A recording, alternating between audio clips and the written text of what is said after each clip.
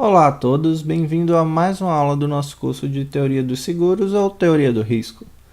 Hoje começaremos a abordar o assunto de Teoria da Utilidade. A teoria da utilidade ela é uma teoria que evoluiu durante os séculos e passou por várias ideias até chegar à ideia de teoria que nós temos hoje, certo?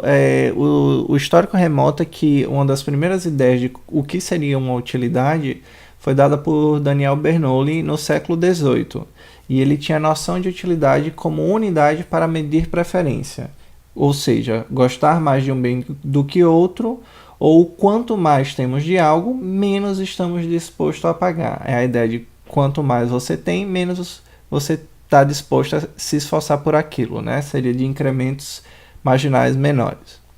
Já no final do mesmo século, o Jeremy Bentham pensou que a humanidade era governada por dor e prazer. A frase dele é: a propriedade em qualquer objeto pela qual ele tende a produzir benefício, vantagem, prazer, bem ou felicidade. Seria a utilidade. Logo, algo que lhe traz mais vantagem ou lhe deixa mais feliz teria uma utilidade maior. E já no meio do século passado nós temos a ideia da teoria dos jogos, do von Neumann e do Morgenstern, que eles começaram a associar a teoria da utilidade com a teoria dos jogos e teoria da decisão. Pois bem, vamos entender e usar a seguinte definição de utilidade nesse curso. A teoria da utilidade permite, para um problema de decisão, estabelecer uma escala, denominada de escala de utilidade, que elenca uma pontuação para cada um dos possíveis resultados. Ou seja, a utilidade é uma função, certo? Assim como a função, ela vai ter um conjunto de valores que vai ser o seu domínio e a sua imagem, ou seja, o valor da função utilidade, certo? E como é que funciona essa relação de preferência entre dois objetos, entre dois valores ou entre dois cenários que podem ocorrer, certo? Então a gente considerando sempre a decisão entre dois itens, tá? Que pode ser qualquer uma dessas coisas, A e B. Se a alternativa ou consequência A é preferível a B, nós vamos utilizar então essa nomenclatura aqui, tá ok? Bem, como é que vai funcionar então essa questão da decisão? Nós temos que se A é preferível a B, a nomenclatura que a gente vai usar é essa daqui, A, esse símbolozinho B. Como é que a gente lê esse símbolo? Sucede. Então, ele está após na escala de preferência do menor para o maior. Então, A sucede B. Mas se B é preferível a A, o símbolo nós invertemos. Parece com o símbolo de maior que e menor que. E aqui estamos dizendo que a preferência de A em relação a B, B está acima de A. Ou seja, A precede B. A precede B. E se as duas alternativas ou consequências são de mesma utilidade para a pessoa, ou seja, são indiferentes, pode acontecer A ou pode acontecer B, e para a pessoa não vai fazer diferença, então dizemos que A é indiferente a B ou A similar a B, certo? Então, como é que vai funcionar a função utilidade? Ela deve necessariamente ser definida de tal forma. Lembrando, como eu falei, é uma função. Então, se a x e y são dois cenários, ou duas opções, ou dois itens, ou dois valores, e não há diferença entre x e y, ora, então a função utilidade avaliada no ponto x deve ser igual à função utilidade avaliada no ponto y. Não há diferença entre x e y. Logo, a função utilidade deve ter o mesmo valor em ambos os casos. Só que se x sucede y, ou seja, o x tem mais utilidade para mim do que y, então a minha função utilidade avaliada no ponto x tem que obrigatoriamente ser maior do que quando avaliada no ponto y. Certo? Função utilidade vai dar uma escala numérica que quanto maior o valor da função, maior a utilidade daquele ponto. Logo, se x é preferível a y, o valor da utilidade de x deve ser maior do que o valor da utilidade de y. Certo? E uma observação é que a função utilidade é construída assumindo a existência e consistência de preferências por parte do decisor. Ela não deve surpreender, visto que é apenas uma descrição numérica de preferências existentes, tá certo? Então, essa é a relação. Se x é preferível a y, a função utilidade avaliada no ponto x deve ser maior do que no ponto y. Pois bem, suponha que um decisor precisa optar entre duas distribuições de probabilidade, sejam ganhos ou perdas. Então, nós temos dois princípios. O primeiro é o da média, que se as duas distribuições de probabilidade que ele tem que decidir têm as mesmas médias, seleciona-se a de menor variância. Por quê? Porque isso garante que, embora em média o resultado seja menor, a variabilidade, ou seja, a diferença entre os possíveis resultados é menor naquela com menor variância. E se nós temos duas distribuições com mesma variância, ou seja, mesma dispersão, você seleciona aquela de maior média, se estamos falando de um ganho, ou a de menor média, se estamos falando de uma perda. E aí, dentro da teoria da utilidade, nós temos a definição de dois tipos de decisores, que a gente pode avaliar de acordo com a função utilidade dele. O decisor que nós chamamos de indiferente ao risco, certo? Quem é o cara indiferente ao risco? É o que sua função utilidade, a primeira derivada, é maior do que zero e a segunda derivada é igual a zero. Tá? A gente já vai ver um gráfico e aí fica mais claro isso. O cara que é avesso ao risco também tem uma função utilidade em sua primeira derivada maior do que zero, só que a sua segunda derivada é menor do que zero. É uma função côncava, enquanto o cara que é propenso ao risco, ou seja, aquele que gosta de correr riscos, também tem a função utilidade, a primeira derivada maior do que zero, só que sua segunda derivada é maior do que zero, ou seja, é convexa. Ou seja, esse cara aqui, se todas elas têm a função utilidade, sua primeira derivada maior do que zero, o que é que eu sei? Que esses três casos, sejam indiferente, avesso ou propenso, são funções crescentes, certo? Só que a segunda derivada é igual a zero, então a gente sabe que o cara é indiferente ao risco, a função dele vai ser linear, é crescente, mas a segunda derivada disso daqui é igual a zero. O cara que é avesso ao risco, como é que vai se comportar a curva dele? Dessa forma aqui, e o cara que é convexo, ou seja, propenso ao risco, vai ter o comportamento dessa forma, certo? Então, para a gente entender, é maior do que zero a primeira derivada em todos os casos, porque elas são funções crescentes. E por que elas têm que ser funções crescentes? Lembra lá atrás, se eu tenho, isso daqui é um valor, certo? Quanto maior o valor, maior tem que ser a utilidade daquele valor, foi o que a gente viu. Se x sucede y, então o de x tem que ser maior que o de y. E isso daqui vai ser uma característica, se x está aqui e y está aqui, de uma função crescente, certo? E aí o que a gente vai usar para poder começar a brincar e fazer cálculo em teoria da utilidade, tá? Usando as funções de utilidade, é a desigualdade de Jensen. O que é que a desigualdade de Jensen diz?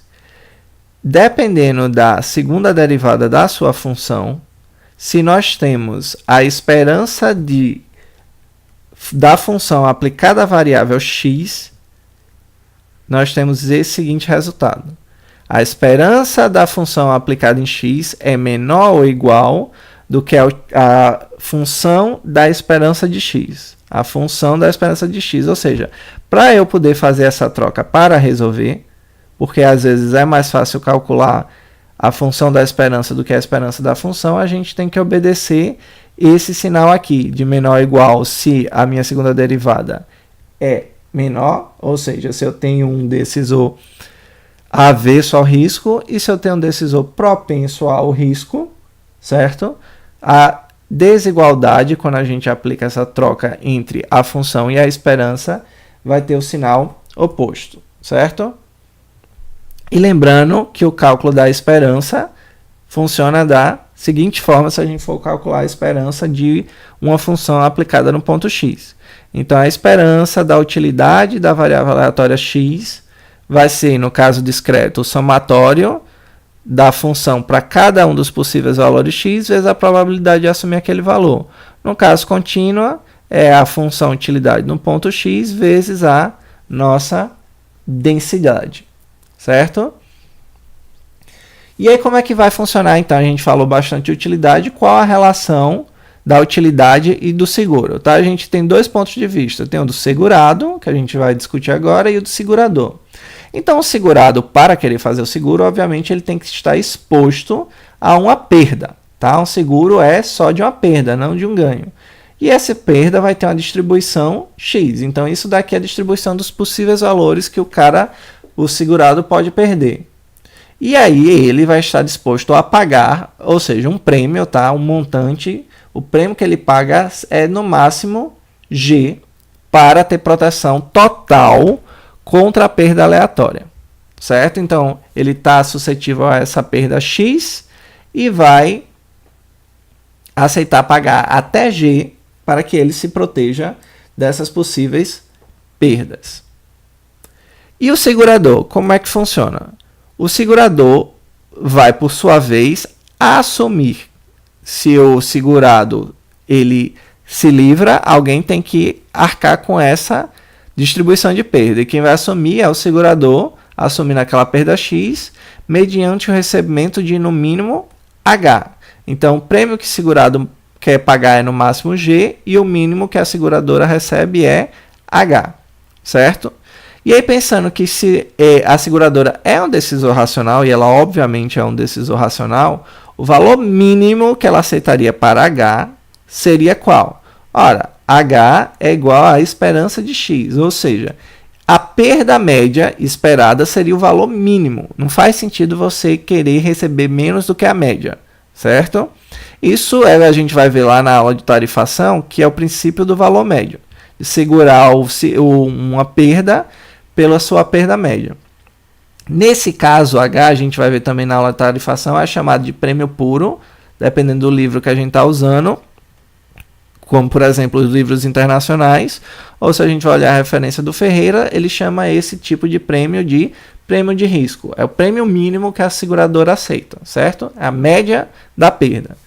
Contudo, é evidente que somente isso não é seguro para a seguradora. Ora, ela vai, se a gente está pensando na distribuição simétrica, metade das vezes a perda vai ser acima desse valor. Então, como existem variações estatísticas, o segurador vai querer receber mais do que essa esperança. Então, ele vai ter um prêmio com um carregamento θ. Tá? Então, o mínimo valor de H sempre vai ser 1 mais θ vezes essa perda média. Esse é o prêmio com carregamento estatístico, certo? Prêmio carregado. E o carregamento é esse pedaço, é o que ultrapassa a perda média esperança de X. Certo? E aí agora a gente tem que começar a pensar que o segurado também vai tomar alguma decisão de acordo com o seu patrimônio, a sua riqueza, que a gente vai usar sempre para denotar a riqueza, a letra W. Então, se a riqueza inicial dele é W, temos que o segurado será indiferente à contratação de seguro ou assumir o risco ele mesmo quando escolhemos G tal que. Então, vamos entender aqui o que a gente tem de um lado e do outro da equação. Do lado direito da nossa equação, ou seja, esse lado aqui, representa a utilidade esperada ao não adquirir o seguro. Como assim? Então vamos entender o que é esse lado direito todinho. O W é o que? É a nossa riqueza. Então isso é o dinheiro que o cara tinha. E aí ele está suscetível a uma perda de valor X. Então o que é que eu estou calculando aqui? O que é a esperança do U do W menos X? Eu estou calculando qual a utilidade, certo? Que ele dá a sua riqueza sofrendo aquela perda. Obviamente que essa perda é aleatória e assume valores dentro do intervalo. Então, estou calculando o valor médio disso para poder comparar com quem? Esse outro lado aqui. O que é que esse outro lado tem? Nós temos a utilidade da sua riqueza decrescida de quem? Do prêmio que ele pagou para se livrar da perda. Então, vamos ver aqui. Esse lado, aqui o lado esquerdo, é o lado certo. Eu pago o seguro G, o prêmio G, E minha riqueza agora vai ser quanto? W menos G. Simples assim. Eu tinha W, paguei o prêmio. G. Quanto é que sobrou? W menos G. E aí a gente está calculando qual a utilidade disso e comparando com a utilidade, a média da utilidade, se ele não fizer a contratação desse seguro.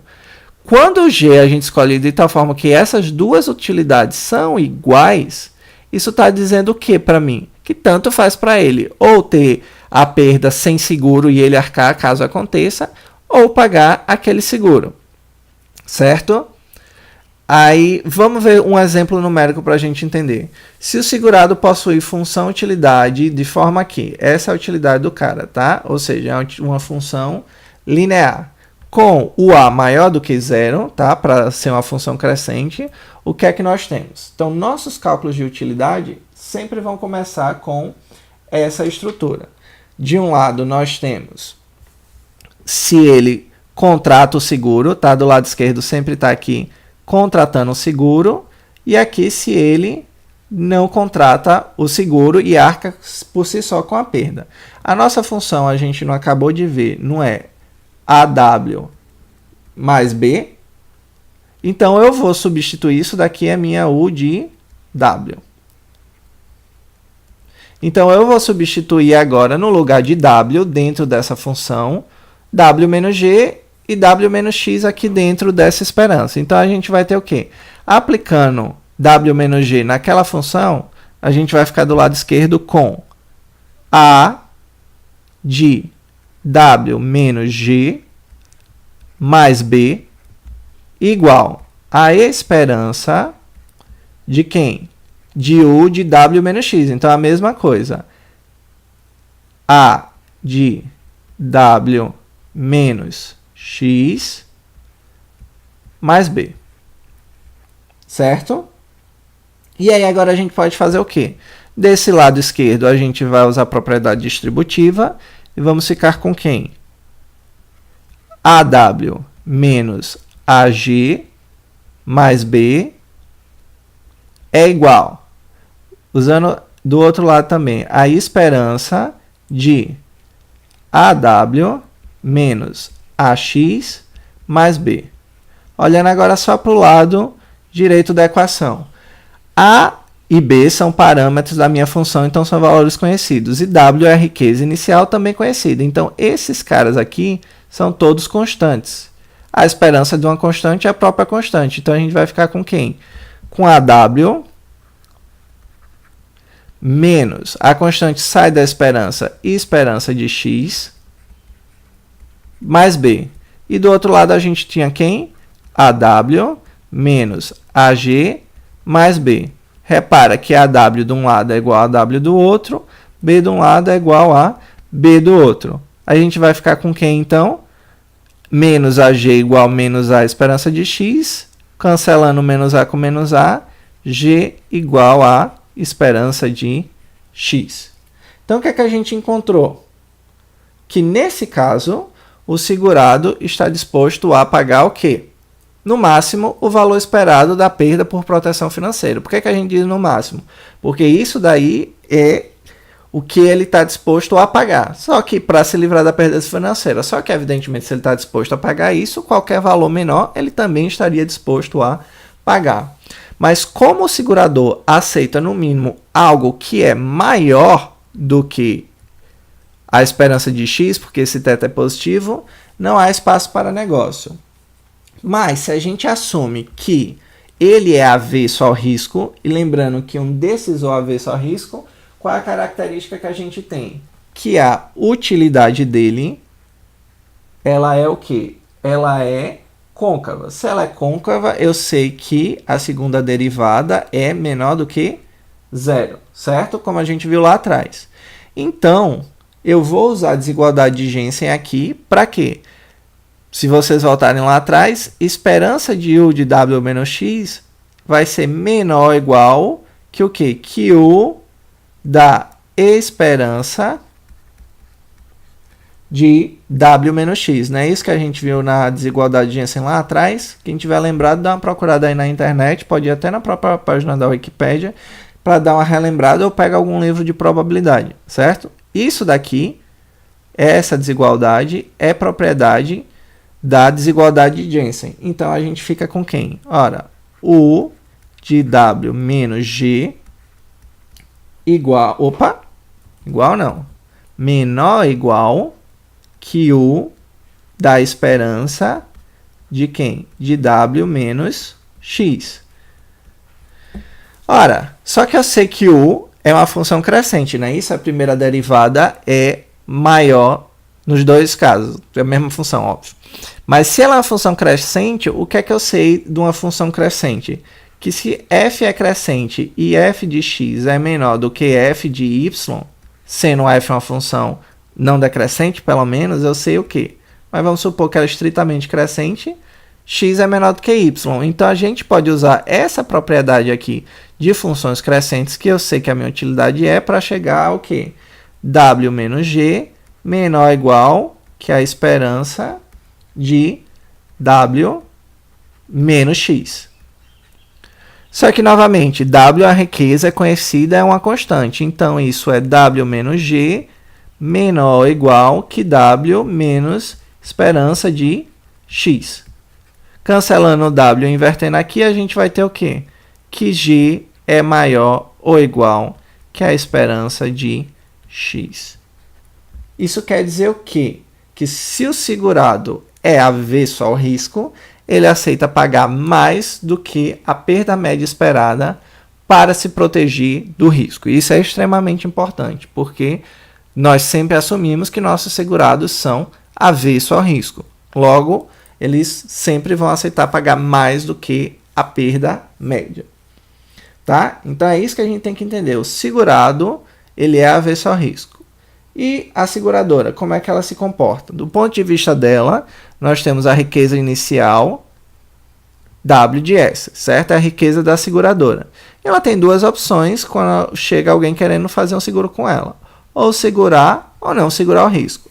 Se ela segura o risco, o que é que vai acontecer com a riqueza dela? Ora, ela vai ganhar o prêmio. Lembra, do ponto de vista da seguradora, o prêmio é H. Do ponto de vista do segurado, é G. Certo? Ela ganha H, só que fica agora suscetível a uma perda X. Se ela não segura, ela não ganha nada, a riqueza permanece a mesma e também não está assumindo nenhuma perda. Logo, não segurando, ela vai ter uma utilidade final de WS. Só que se ela segurar, agora a gente tem que avaliar a utilidade média dela, que vai ser a utilidade do riqueza mais prêmio menos essa perda. Por isso que a gente tem que calcular a esperança, porque tem essa perda aleatória. E como é que vai ficar no caso da seguradora? Fazendo a mesma continha. De novo, a gente já sabe que a seguradora é avessa ao risco, certo? Então, desigualdade de Jensen, a gente vai ter o esperança de WS mais H menos X. E aí a gente usa aquela mesma ideia, tá? Vou pular um passo aqui, que a gente já fez igual. Eu vou ter que a utilidade de WS, a riqueza seguradora, vai ser menor ou igual que a utilidade dessa expressão todinha aqui. Só que a gente já sabe também que essa utilidade é crescente. Então, a gente vai ficar com quem nos finalmente? A riqueza da seguradora vai ser menor ou igual que a esperança de WS mais H menos X. Certo? Novamente, a única variável aleatória é a perda X. Então, é WS menor ou igual que WS mais H menos a esperança de X. Cancelando os WS e organizando isso aqui, o que é que a gente vai ter? Que H é maior ou igual que a esperança de X. Assim, uma seguradora avessa ao risco, que é o que a gente assumiu, só aceita segurar o risco quando o prêmio é maior que a perda esperada. Então, o que é que a gente vai precisar agora? Só para acontecer o seguro, se ambos aceitam, são avessos ao risco, aceitam pagar mais que a perda média e a seguradora receber, para que o seguro aconteça, a gente só precisa chegar nisso daqui. O prêmio que a seguradora aceita receber mínimo tem que ser menor ou igual a que o segurado aceita pagar. É sempre isso que a gente vai estar procurando para saber se vai acontecer o seguro ou não. Mas vamos fazer uma continha aqui, tá? Vamos pegar algumas das funções utilidades mais utilizadas dessa aula. A gente vai ver uma e vai ver algumas outras no próximo vídeo, tá? A função exponencial, nós temos agora que ver se ela atende nossos critérios. O primeiro é o quê?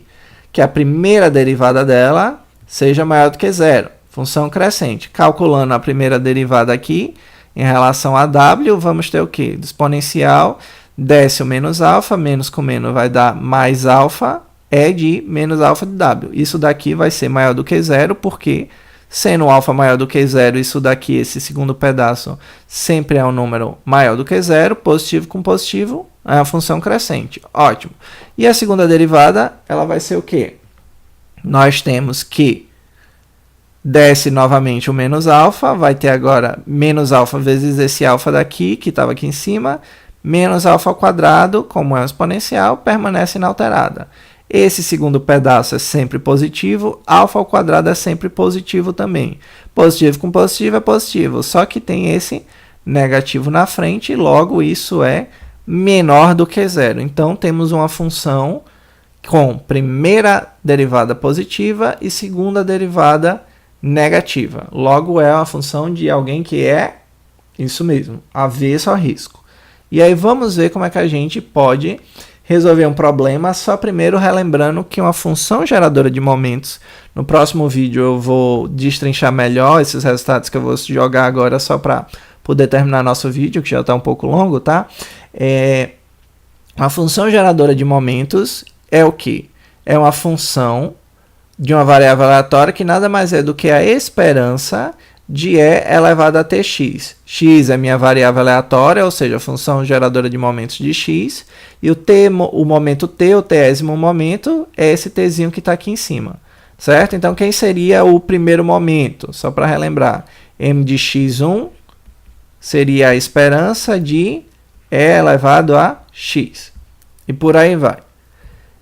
E a função geradora de momentos da normal, que é o que nós vamos utilizar na próxima questão, é da seguinte forma: a normal padrão é elevado a t ao quadrado sobre 2, e a normal com μ e σ2 diferente de 0 e 1 respectivamente é elevado a μt mais meio σ2t2. Novamente, se não lembra, dá uma procurada aí nos materiais de probabilidade. Mas na próxima aula eu calculo um pouquinho isso, certo? E aí vamos finalmente para o nosso exemplo. A gente já falou bastante de função utilidade. Nós temos a seguinte função utilidade, que a gente acabou de ver, que é uma exponencial, certo? Nosso alfa é igual a 5 aqui, tá ok? E ela necessita decidir entre duas distribuições de ganho, tá? Esse decisor aqui precisa decidir o que é melhor para ele, essa ou essa. Vamos primeiro entender que se x e y tivessem a mesma média, era fácil. Escolhe o de menor variância. Mesma variância, o de maior média já quer ganho. Só que a média e variância aí são diferentes em ambos os casos. Qual é a preferida? Bem, então o que é que a gente vai ter que fazer? Nada mais, nada menos e calcular a utilidade dessas duas coisas. E como é que a gente calcula a utilidade? A gente não tem a função utilidade, então a gente vai calcular a esperança da utilidade de x. Ora, utilidade de x vai me dar um valor numérico, tá? Eu vou calcular a esperança da utilidade. Isso aqui é a utilidade média esperada desse cara. Substituindo, é a esperança de quem? De menos E elevado a menos 5x. O que foi que eu fiz aqui? Eu peguei simplesmente a função utilidade e no lugar de w a gente tem x, coloquei na minha função. Tá, agora a gente tem que calcular isso. Só que se a gente olhar direitinho, eu posso tirar esse sinal de menos aqui de dentro da esperança, tratar como uma constante menos 1, e a gente vai ficar com quem? Com menos a esperança de E elevado a menos 5x. Ora, isso nada mais é do que menos a função geradora de momentos de x no ponto menos 5. Como eu sei que isso é uma distribuição normal, x tem distribuição normal, basta substituir na função geradora de momentos da normal, que é μ, certo? vezes o t. O nosso t é menos 5, o nosso mi dessa distribuição é 5. Mais meio, não é isso? Meio, sigma 2, que é quanto? 2, vezes o t, que é menos 5, ao quadrado. Então, é e elevado a essa expressão todinha, né? Menos e. Que dá menos e elevado a esse primeiro pedaço, 5 vezes menos 5, dá menos 25. E o segundo pedaço? Menos 5 ao quadrado é 25, 2 corta com 2, mais 25. Menos 25 mais 25 é menos e elevado a zero, que é igual a 1. Então, essa é a utilidade da primeira distribuição, tá? Expectativa de utilidade dela. E a segunda distribuição? Ora, o cálculo vai ser exatamente o mesmo. Esperança da utilidade de y. Que isso é igual a quem? A esperança de menos e elevado a menos 5y. Não é assim? A utilidade é menos e elevado a menos 5w, troquei o w por y. Mesma coisa, menos função geradora de momento de y aplicada no ponto menos 5. Então, o que está mudando aqui é só a função geradora de momentos. Menos e elevado a quanto é a média de y? 6, que multiplica menos 5, mais meio, que multiplica sigma 2, que é 2,5, vezes menos 5 ao quadrado. Isso daqui vai dar quanto? Menos e elevado a menos 30, que é 6 vezes menos 5, resolvendo essa segunda parte da expressão, dá 31,25, que é igual a menos e elevado a mais 1,25. Ora, e elevado a qualquer coisa acima de 1 vai ser maior do que essa, isso é um valor negativo. Então, quem é que vai ter a utilidade maior? Tá? Ah, só um detalhe aqui que eu me equivoquei. Elevado a zero é 1, só que aqui é menos 1. Isso é menos 1, isso é menos 2 ponto qualquer coisa, elevado a mais do que 1, então isso continua sendo 2 ponto qualquer coisa. Quem é maior é a esperança da utilidade de x. Isso daqui é maior do que a esperança da utilidade de y que a gente acabou de calcular. Então, nesse caso, x é preferível a y, mesmo possuindo média menor. A média de x é 5 e a de y é 6. Por que que eu prefiro ela? A variância também é menor, então meu resultado final vai ser algo mais estável, certo? E aí eu vou deixar para vocês brincarem. Se y, ao invés de ser essa distribuição 6, 2,5, fosse 6, 2,4. Fosse uma normal, com média 6 e variância 2,4. Quem seria preferível, x ou y? Fiquem aí para praticar, tá ok? Ficamos por aqui. Essas foram as referências usando dessa aula. Até a próxima aula.